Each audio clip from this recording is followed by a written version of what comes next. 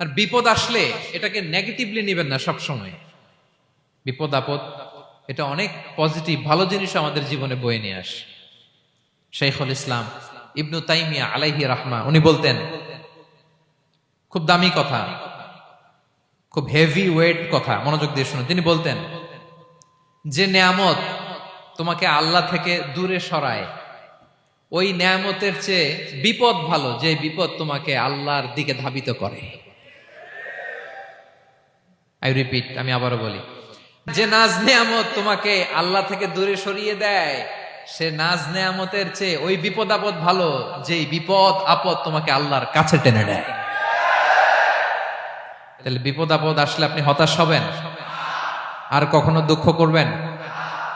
মোয়ারের ভাইয়েরা, আর মন খারাপ করবেন? আপনি খেয়াল করে দেখেন, বিপদ আসলে আমরা আল্লাহরে ডাকি বেশি। যখন অসুস্থ আপনি খেয়াল করেন তো, আল্লাহ আল্লাহ তুমি ছাড়া বাঁচানোর কেউ নাই, আল্লাহ তুমি হেফাজত করো, আল্লাহ তুমি সুস্থ করে দাও।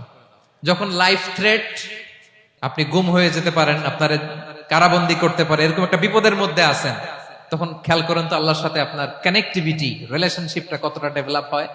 কারণ বিপদে পড়লে আমরা আল্লাহরে ডাকি বেশি।